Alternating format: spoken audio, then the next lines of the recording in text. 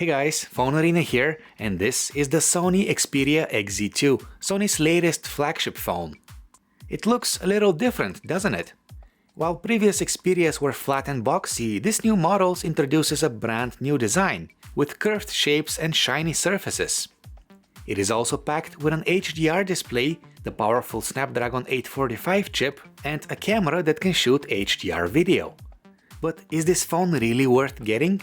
I spent a week with it to find out, and there were many things about it that I liked.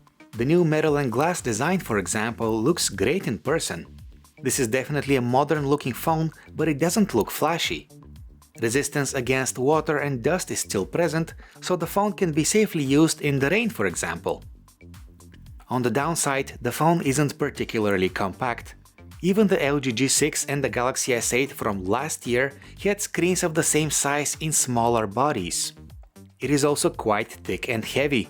This phone feels very solidly built, which is a good thing of course, but the combination of its shape and weight make it unusually slippery.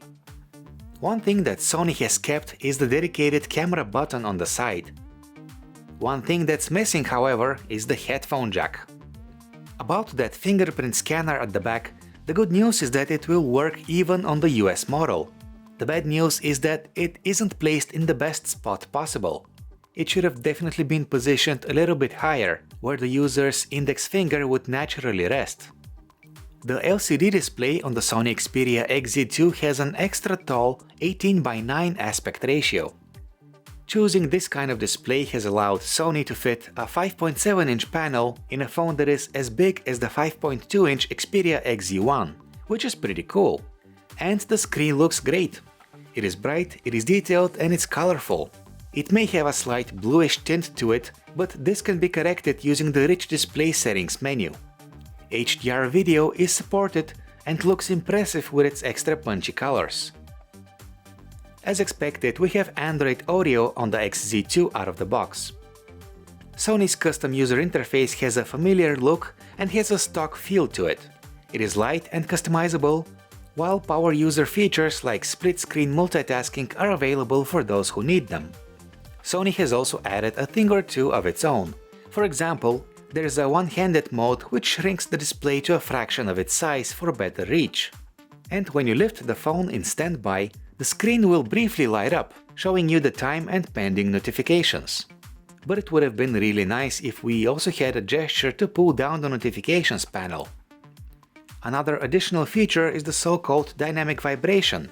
Basically, the phone uses a special type of vibration motor, and when you play games, the XZ2 provides feedback similar to that of a PlayStation controller shaking in your hand. And speaking of gaming, I tried playing some of the heaviest games that I know of, and they all ran perfectly on the Xperia XZ2. It seems that the Snapdragon 845 chip inside it can handle anything you throw at it. The phone is also pretty fast with its day-to-day operations, though multitasking could have been better. It is not uncommon for an application to start from scratch if I come back to it from the app switcher. Storage stands at 64GB built-in, which is now the norm for high-end smartphones. But in reality, you get only a fraction of that space, since the operating system occupies a huge chunk of it. The camera on the Xperia XZ2 is pretty much the same Motion Eye module that we had on the Xperia XZ1, but it brings a few additions.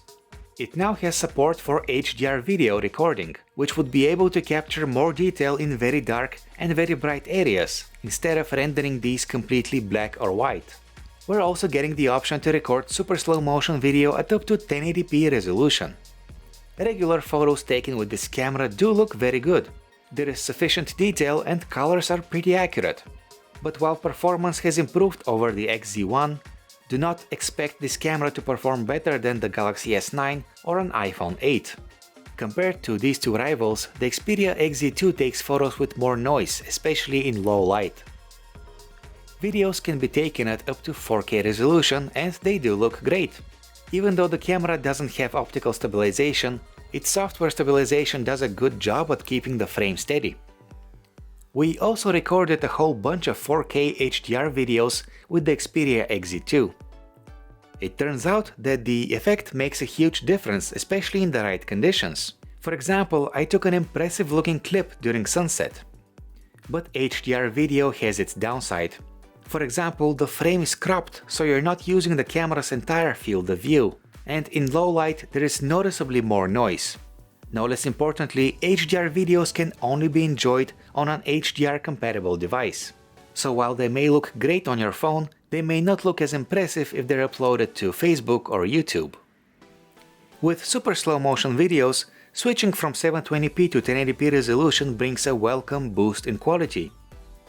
But the duration of the slow motion portion is cut in half. This makes capturing super slow motion clips at just the right moment even more difficult than before, though we have to admit that well-timed videos look very impressive. And lastly, the selfie camera.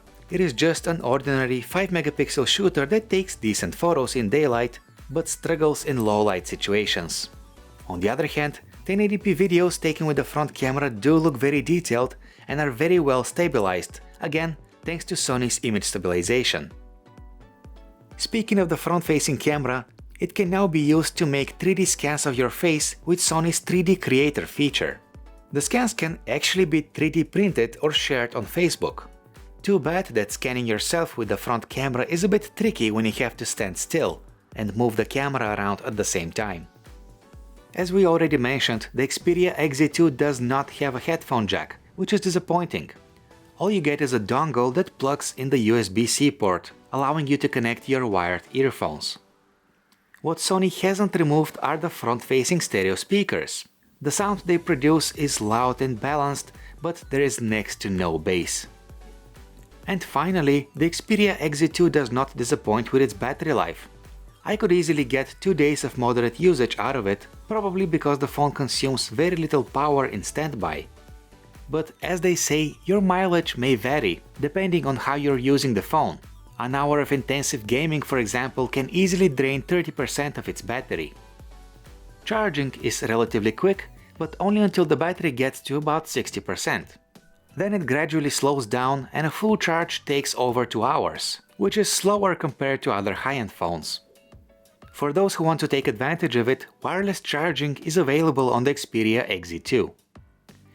So in conclusion, we'd say that the Sony Xperia XZ2 is a pretty good phone.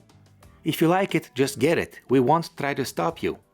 There are many things to like about it, including its beautiful screen and fast performance.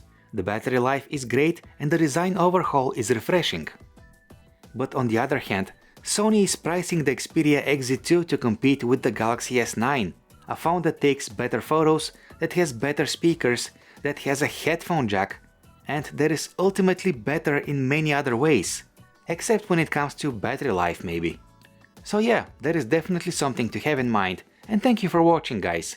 Check us out at PhoneArena.com to learn more about the Sony Xperia XZ2 and subscribe to our YouTube channel to never miss a video.